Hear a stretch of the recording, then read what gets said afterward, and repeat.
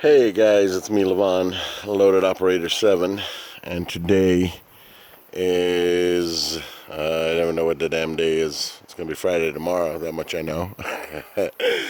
I have built a Cadillac of a duck coop here. These guys are super cute, but they smell like nightmare. I mean, they are horrid smelling, guys. Dude, and I'm telling you, I'm a plumber. I've been an industrial, commercial, residential plumber. I've worked on processing plants. I mean, I've worked in the worst. And there's no comparing to these guys. Ay, ay, ay, ay, ay. So, get to it quickly. This is the, here, I try to get some supplemental lighting as well. You see that there's two pallets at the bottom. And those are hooked up onto the trailer. There's that little trailer.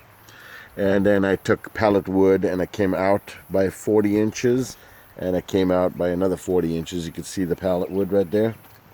Those are extra long ones, but the actual, all the boards are 40. That I left long because I'm going to put a ramp on this side that leads them out.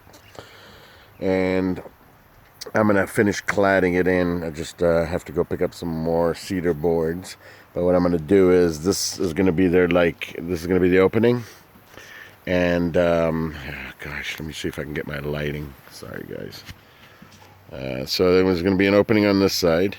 And I'm going to back, so this is the front is where the trailer hitch is.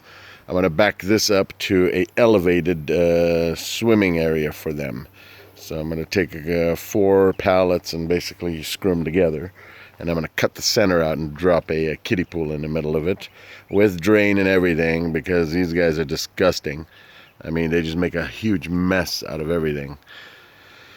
So, I mean, I've just been doing this for the past 2 or 3 days. I've been putting this thing together. It's super wide. I'm also going to put some supports on each corner. Once I park it, basically going to be legs that drop down and bear the weight of all the 4 corners. But jeepers deepers, so I just had to get them out of my workshop because they stank. So this is linoleum all the way around. I'll give you guys, look, already they're making a freaking mess.